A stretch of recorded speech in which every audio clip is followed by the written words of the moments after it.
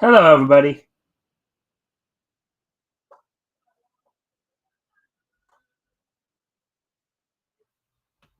All right, happy Hump Day, everybody. We're here. Today is Wednesday, September 13th, 2023. Um, Because we're finally pretty much caught up in terms of the news. We're finally going to be with today's article. We're going to be basically caught up on everything day wise. And here's J.R. Exner. Let's see. Hail Princess Xena and hail Lord Xenu. Okay. All right. So, as always, guys, if you can like and share the stream, see if we can get some more friendly people in here. That'd be appreciated. Also, if anything here grabs your attention tonight, feel free to comment and/or ask questions, and we will try to get I'll try to answer the questions to the best of my ability. All right, since we already have people in here already, here's what's on tap for tonight on this, of course, middle of the week hump day. Um, I'll be going over one article tonight about into comics, talking about comic book sales. I guess and I know Yellow Flash had also reported on this earlier today, how at least from one comic book store,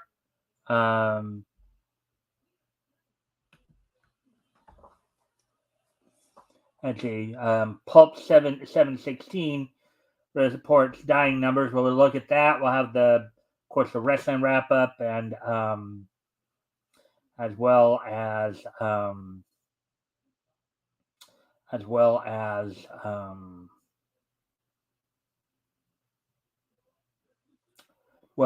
this day in each history.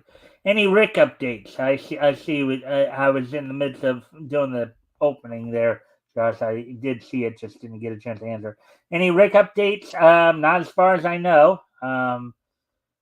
Let's see. I know he's been posting videos and shorts on his channel there.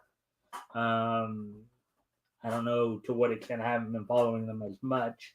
Been kind of busy with my own things, so. But I probably will hope to see him this Saturday at Con, off an Omega Con. So, anyways, with all that being said, why don't we? Oh, I do need to go off camera here for a quick moment because I just remembered I forgot to do something before starting the show here. So I'll be right back. Okay.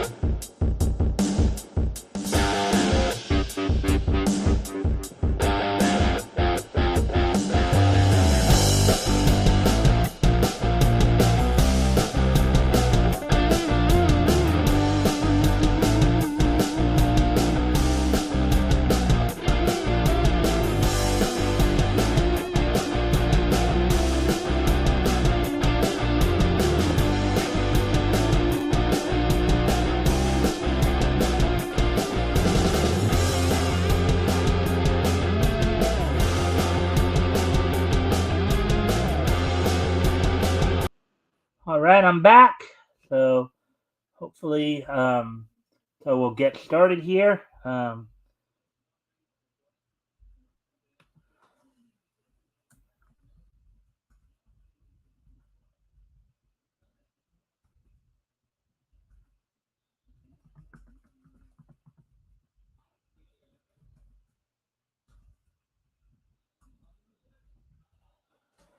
right. So with that, why don't we go ahead and get started on the article here.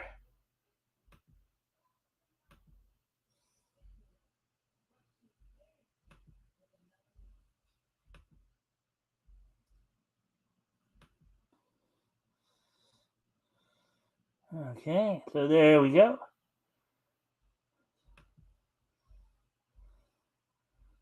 All right, so this is the lone article we're gonna go over tonight. Maybe if there's time, we might add one or two more if I can find any. Actor Ian And as always, if you guys haven't already, if you can like and share the screen, see if we can get some more friendly people. I do thank everybody thank those who already liked and shared the stream. Also, if anything here grabs your attention, feel free to comment and or ask questions, and we'll try to answer. And I'll try to answer the questions to the best of my ability. So with that, let's get ahead and get started with this. All right, so comic book store Pulp 716 reports dying numbers for Marvel's mutant titles. Quote, about 58% of our X-Men subscribers have canceled their X-Book subscriptions in the past year. Unquote. Article by Spencer McCooley, published September 13, 2023. Now, Yellow Flash, when he was covering this, had a very interesting theory as to why this was happening.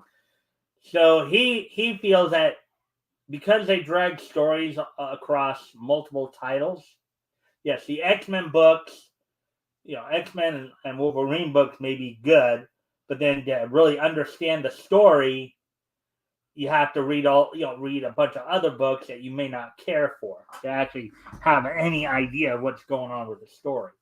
So, they're dragging like one story across multiple titles. That's at least his theory on it. But anyways, let's get into the article here. In an admittingly anecdotal but still incredibly damning report, brick and mortar comic book retailer Pulp 716 has reported that despite the publisher's best attempts to revitalize the franchise with the, in smaller quotes, Krakoa era, Marvel's current crop of X-Men titles have failed to endear themselves with either new or veteran fans.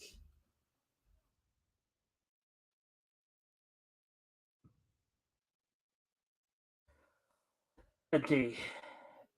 Talking to the Buffalo, New York-based Two Shop Franchises official Twitter account on September 9th, Pulp 716 Coffee and Comics owner Amy Barrett announced to the public that shockingly, quote, about 58% of our X-Men subscribers have canceled their X-Book subscriptions in the past year, unquote. The majority of whom had been, quote, subscribed to X books for 10 plus years, unquote.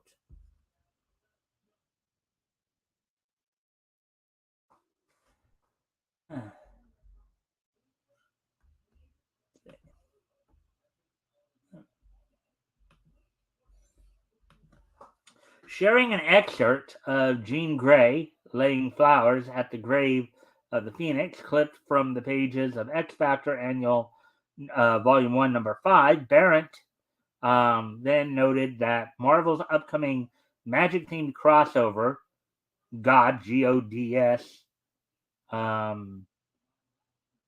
was not faring any better, as it was apparently the business, quote, lowest ordered Marvel first issue in the past 5 years, unquote. Wow.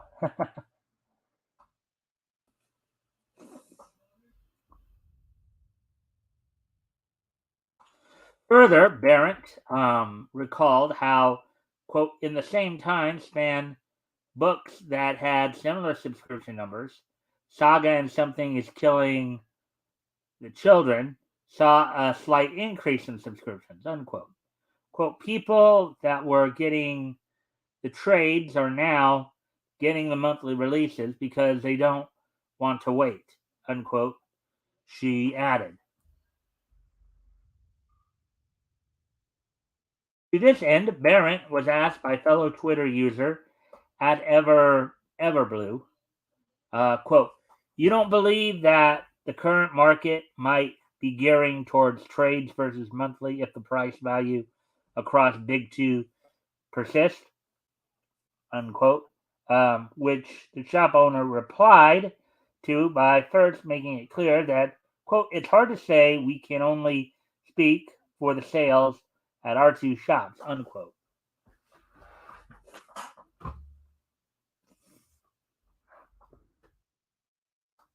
That said, she then detailed how, quote, we can sell a case of, of each of Saga and Something is Killing the Children trades in a month, but monthly subscriptions are up to those titles too, unquote.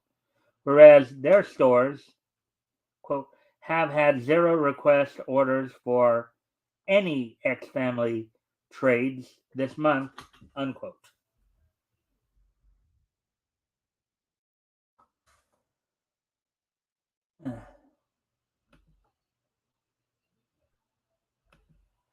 Since recent years have seen the entire comic book industry, Marvel included, develop an aversion to publicly releasing their series sales numbers, I wonder why. It's hard to confirm whether or not the trend seen across Pulp 716's two locations. However, whether or not the trend seen across. However, what little information the publisher has made available appears to lend some credence to Barrett's claims. Looking at Comicron's advanced reorder numbers across the last 3 months, as explained by the outlet, quote, to see potential sales for this month, you generally want to look at the advanced reorders placed from the month before. Very few X titles took home any of the top spots, with those that did more often than not being either a series, smaller quote there, premiere issue, or an event related one shot.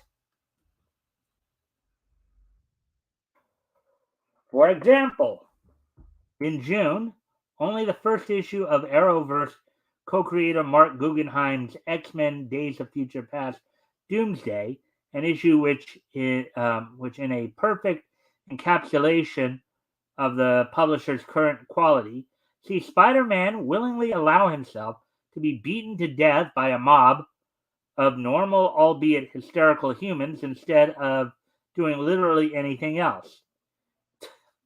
Oh God! I wonder why they did that. Was this another one of those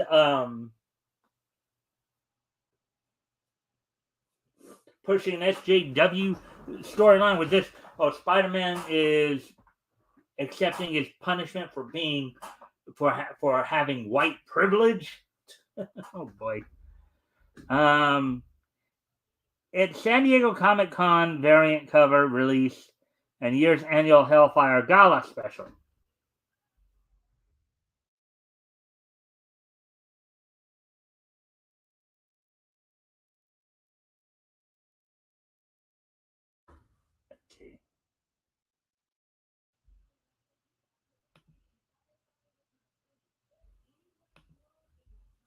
In July, just 4 true X books managed to make any noise on the reorder chart.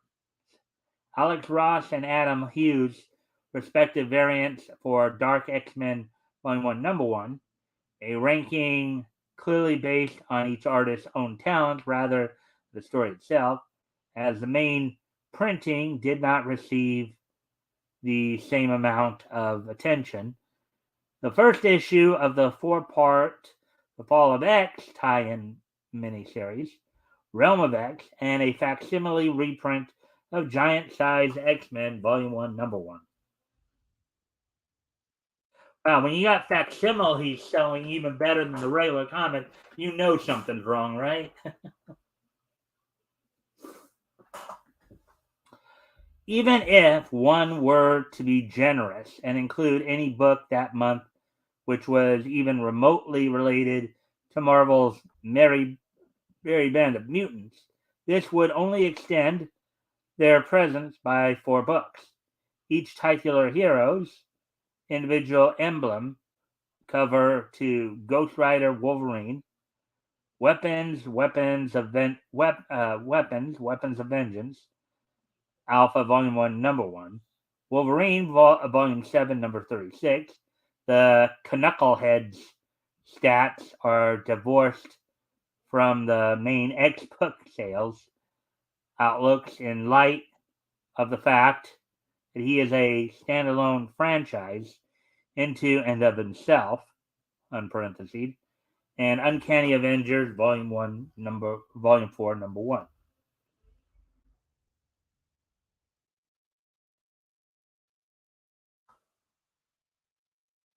Brian Simmons, the titular team on. Okay. Even worse, August saw just two books make the reorders chart: Exterminators, Volume 2, Number 1, and its Scotty Young variant cover edition.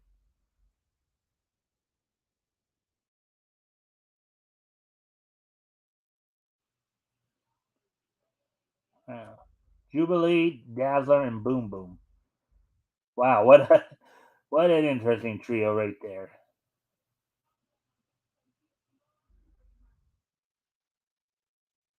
Quite an explosive team right there, I would say. Anyways, ultimately, the only ones to truly know how bad the X books are doing is Marvel themselves. Let's hope they have some sort of mutant revival technology of their own to get them out of this mess. Look at the horror on the girl on the insert face right there. Close up of her face. All right, so that's all for that article then. Let's see. That was from today.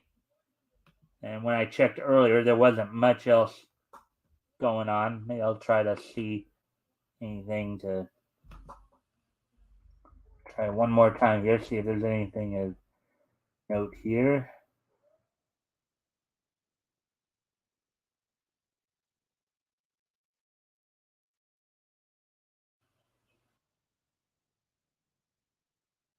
And one more time here.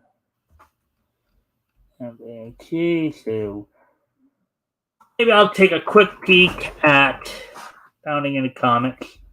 Or not Found, Bleeding Fool, rather. See if we can find anything to put on there. And of course, I'm going to focus on stuff prior because I know they probably by now, he probably has by now the ICS article right there, but I'm going to save that for tomorrow. So,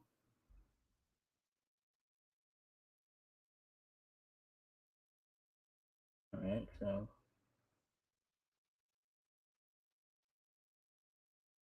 All right, well, here's an article from yesterday on Bleeding Fool. We will take a quick peek at here.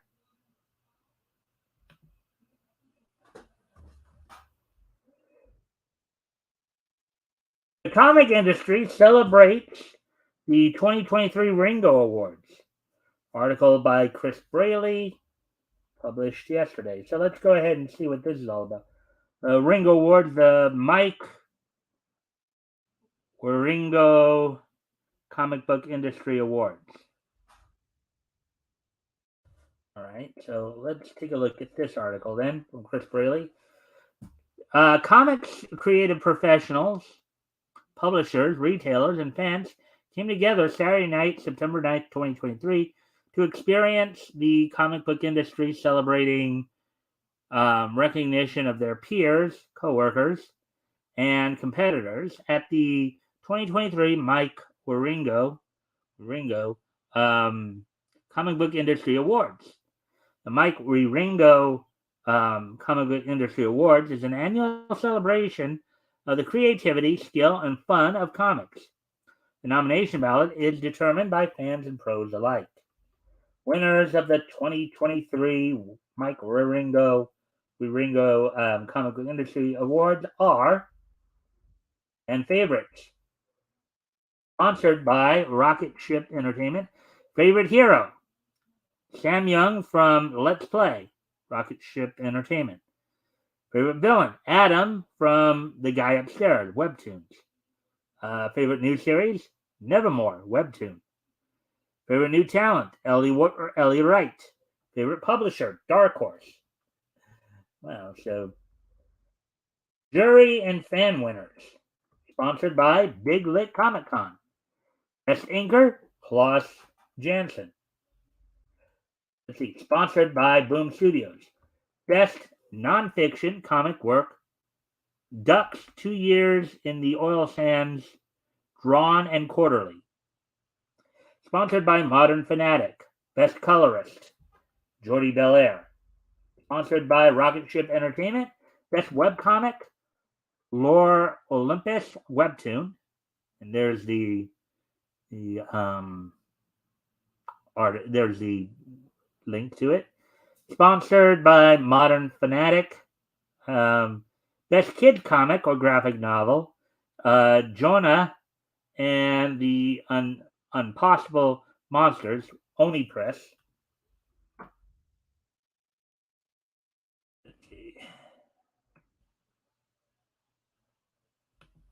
Sponsored by Image Comics. Best series, Something is Killing the Children from Boom Studios. Sponsored by Modern Fanatic. Best writer, Ed Brubaker. Sponsored by Geppy Family Enterprises. Best humor comic, The Illustrated AI, the Illustrated Al, the songs of Weird Al Yankovic, Z2 Comics.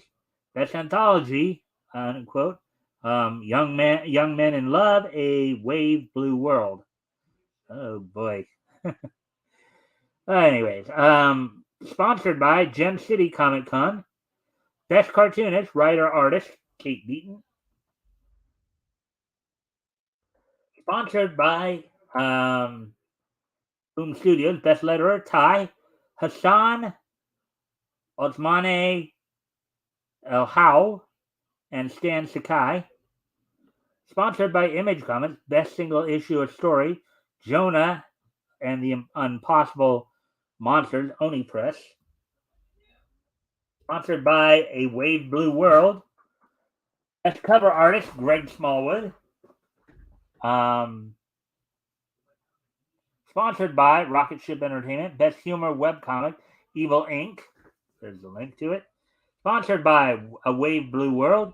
Best original graphic novel, It's Lonely at the Center of the Earth, Image Comics. Sponsored by Gem City Comic Con. Best presentation and design, Richard Starks Parker. The Martini edition, Last Call, IDW Publishing. Sponsored by Big Lit Comic Con. Best artist or penciler, Evan Doc Shaner. Mike Wieringo Spirit Award, World's Finest, DC Comics. Hero Initiative Awards. Dick Giordano Humanitarian of the Year Award, Al Migram. Hero Initiative Lifetime Award, Chris Claremont. All right, so let's see. Before I finish that off, of course, let's see if anybody. We got somebody. Again, if you guys can like and share the stream, see if we can get some more, if you haven't already.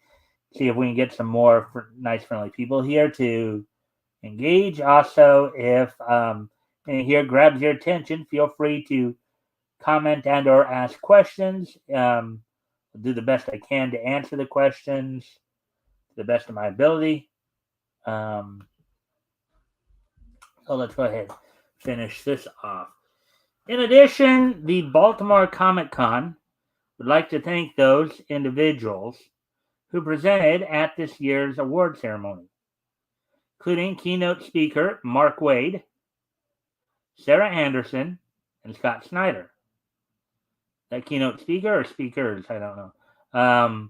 Louise Simonson, Jamal Eagle, and John Petrie. Todd DeZago, Craig Rousseau, and Mark Waid. Got Mark Waid twice there. Brian Michael Bendis and Patrick McDonnell, Amy Chu and Abby Denson, Steve Rude, Tom Zoller, and Katie Cook, and Dan Ferrigel. We would also like to thank John Gallagher for his contributions to our awards ceremony program presentation. All right, so that article went pretty quick there.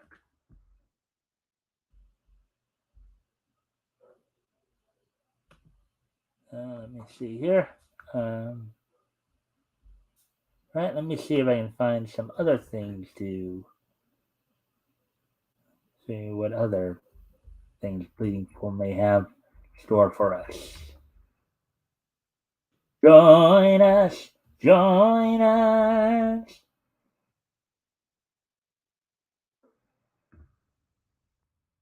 These TV stream. Let's see if there's anything of interest there.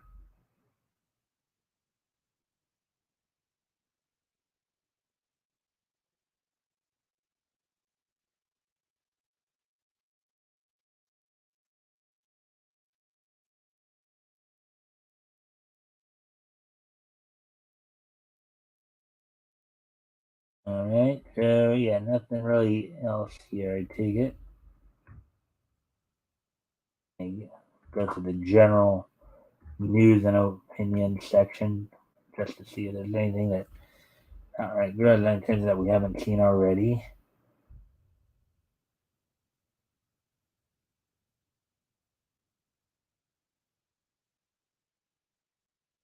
Yeah, we kind of did that already. So, alrighty then. So I think that's all we got in terms of news articles for tonight. Let's see. I may wrap the show up a little earlier than usual, but I do want to try to. Let's see now.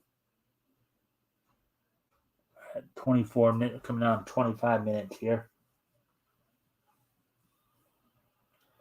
Let's see. What can I do to extend it a little bit? Not too much, but might be a little early for the wrestling wrap up here. Let's see.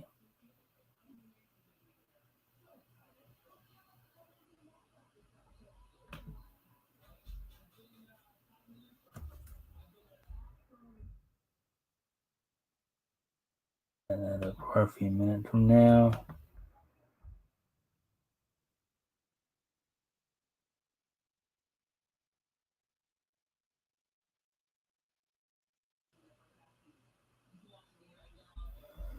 All right. So, anyways, let's see. Where are we at now? 27 minutes. Okay.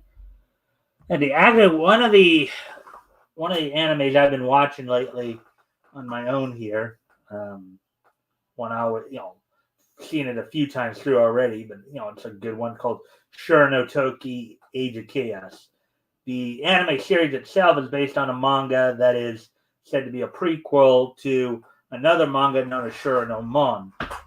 Basically, the stories follow a family named Mutsu that has developed its own unarmed form of martial arts that's said to be like essentially has elements of just about every martial arts that they're there. In the anime Sure no Toki Age of Chaos, it follows the ancestors of the main character from Sure no Mon as they come across and battle legendary swordsmen of certain time periods. Yakumo faces off against Musashi Miyamoto. Then his son Tagato has a bit of a rivalry with Jubei Yagyu, the one with the eye patch. They did talk a lot about the some of the legends behind how he lost that eye. And then in a more distant future, in the basically the mid to late 19th century, as our country as America was going through, through the lead up into the Civil War and all that, the abolitionist movement and lead up to the Civil War, Japan was being forced out of its isolationism by Commodore Perry. And this was a time, of course, of you see the bond between, at least in this world, the Mutsu verse.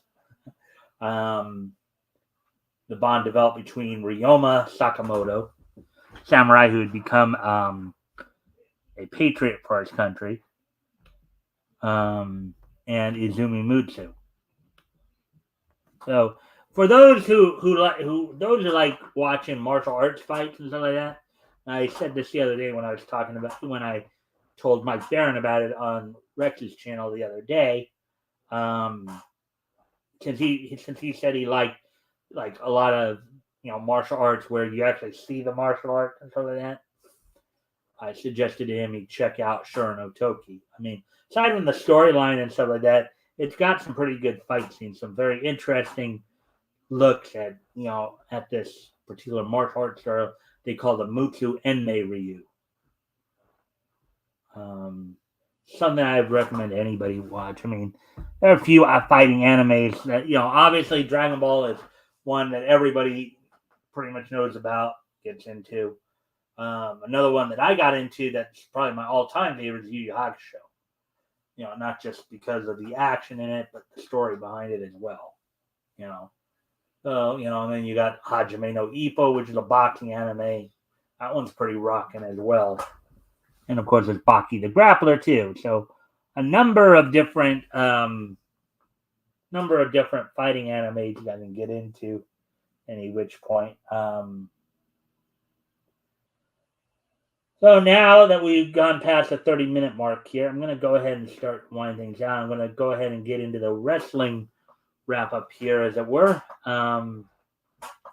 So as of course previously, as I talked about over the last couple of days here, the Endeavor merger with between WWE and UFC has been finalized. They're now going to be cooperating under the TKO brand. There was some people were wondering if there'd be some crossovers.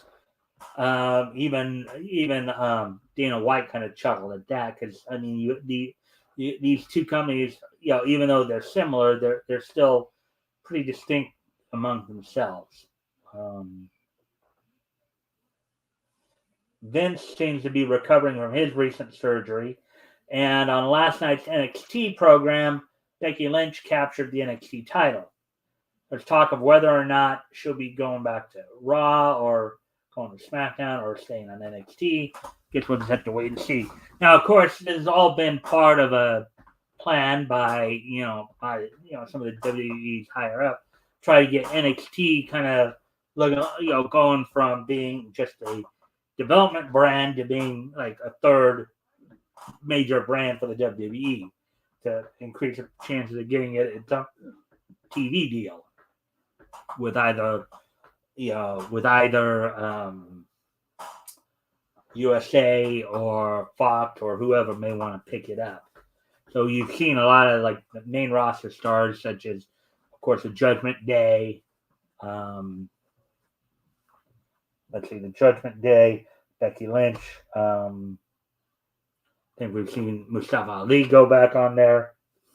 And you got some good second and third generation talent still working down there. Well, and the likes of guys like Braun Breaker, the son of Rick Steiner, Von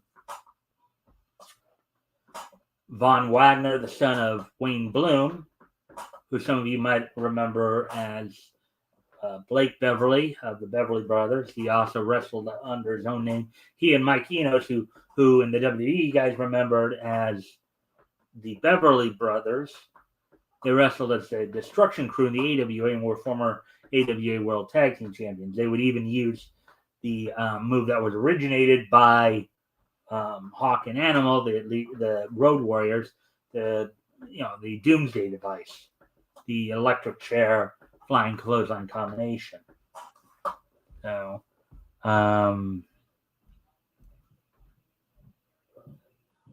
when they were there, at least. Let's see now. So, and I of course also mentioned that Matt Riddle's been taking off house shows while they investigate a report of a possible SA that Riddle had claimed while at an airport. So, anyways, that's enough of the WWE side of it. AEW, of course, tonight on Dynamite, it's in preparation for next week's Grand Slam. They've got quite a bit going on tonight. Championships galore, as main event is seeing the finals of the Grand Slam Eliminator Tournament determine who will face MJF at next week's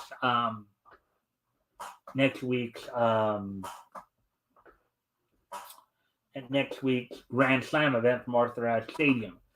The two finalists are Samoa Joe and Roderick Strong, who both had their issues with MJF of late. Roderick Strong apparently jealous over the fact that MJF has apparently stolen his best friend Adam Cole from him.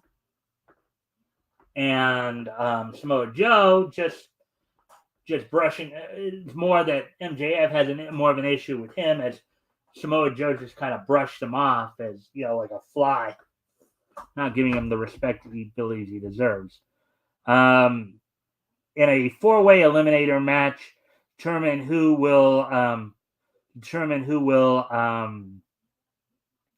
face off against Saraya in the AEW Women's World for the AEW Women's World Title.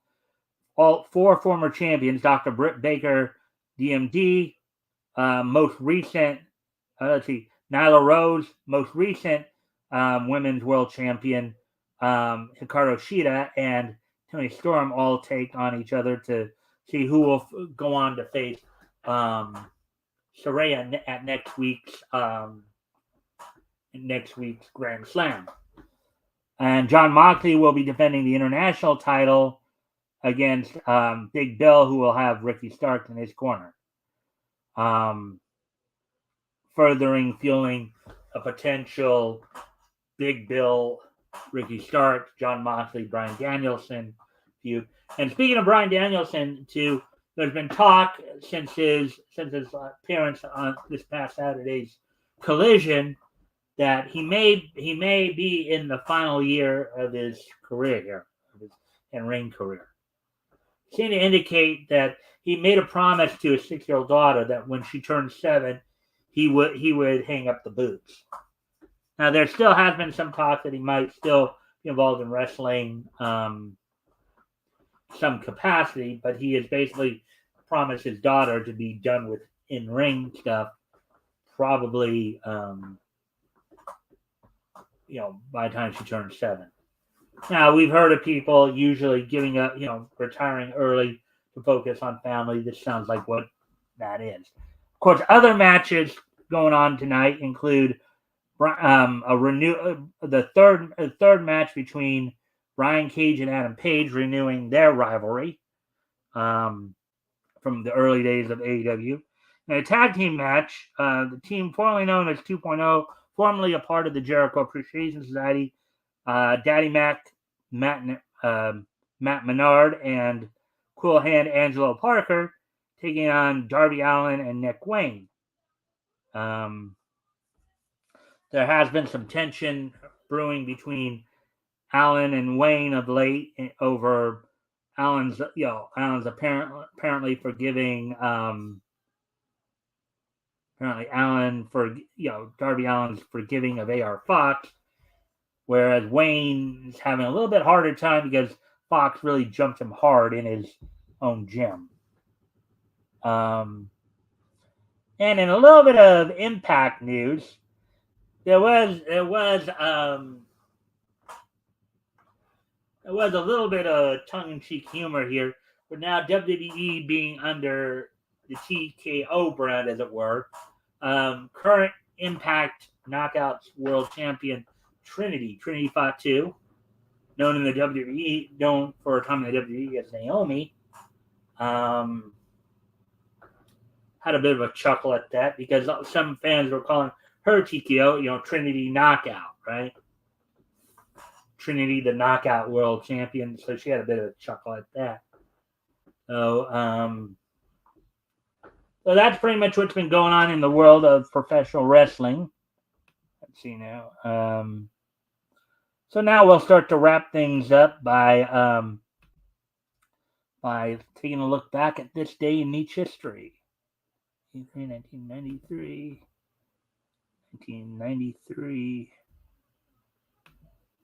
And 2013. Okay. So without any, today being Wednesday, September 13th, 2023, let's take a look back at this day in each history. History! So first off, on this date 40 years ago today, back in 1983, Marvel would release on the newsstands Peter Parker, the Spectacular Spider-Man, number 85, the 85th issue of Peter Parker, the Spectacular Spider-Man. This, of course, book started out as the Spectacular Spider-Man in 1976. Back in 1983, it sold for 60 cents, so under a dollar. 32 pages. The story was The Hatred of the Hobgoblin, 22 pages, written by Bill Mantlo, penciled by Alan Milgrom, Jim Mooney doing the inking, the lettering done by Diana Albers, and Bob Sharon doing the coloring. So on this date, 40 years ago, the 85th issue of Peter Parker, the Spectacular Spider-Man, went on sale on newsstands. This date, 40 years ago today.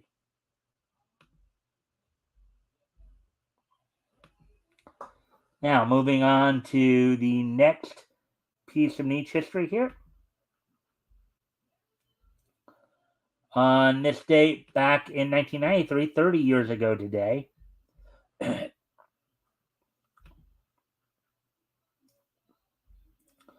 WWE or WWF at the time would hold its Monday Night Raw event from the Manhattan Center in New York City. The show saw the Quebecers defeat the Steiner brothers via DQ in a province of Quebec rules match. I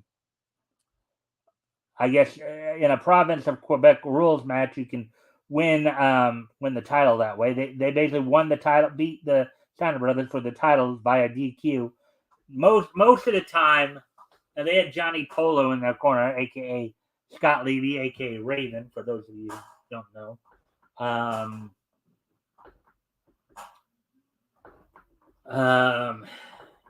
Yeah, most federations, with the exception of international titles, usually you cannot win. They usually state you can't win a title via DQ or countout.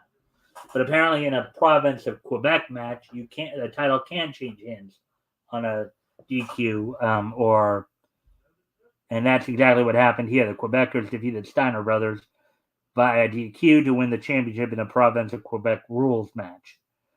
Also on the show also saw Mr. Perfect Kurt Hennig defeat Tony DeVito, Razor Ramon defeat the Executioner, and Doink defeat Rich Myers. So on this date, 30 years ago today, Monday Night Raw from the Manhattan Center in New York City. And 1993 is just so nice that we're going to hit it twice. As also on this date in 1993, Warner Brothers Animaniacs would premiere initially on Fox Kids on this date 30 years ago today. Its first two seasons on Fox and moved over to the WB at the start of its third season. So on this date 30 years ago today, the Warner Brothers animation cartoon Animaniacs premiere on Fox Kids. So there we go with that. And then we move ahead to 2013, 10 years ago today. On this date, 10 years ago today, in what had become by this point somewhat of a rare moment, AIC Plus's Super Seiyun Brothers and Gonzo's A Town Where You Live both premiered on this date 30 years ago today. I'm sorry, not 30 years ago today, 10 years ago today. And the reason this is kind of rare by this point in 2013 is because by this point, the anime release schedule had pretty much been set to January for the winter season, April for the spring, July for the summer, October for the fall. So on this date, 10 years ago today, AIC Plus's Super Seiyun Brothers and Gonzo's A Town Where You Live both premiered on Japanese television on this date 10 years ago today. So there we go, everybody. All I have for you tonight. I hope everybody enjoyed the show. We'll be back here with more Niche News tomorrow. We'll be doing, of course, Indie Comic Showcase from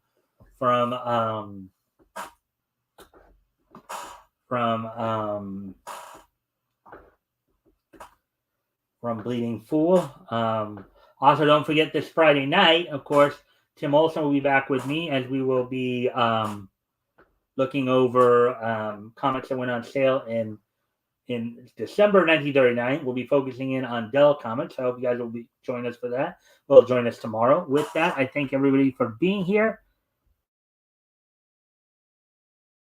I will see you all tomorrow. Bye.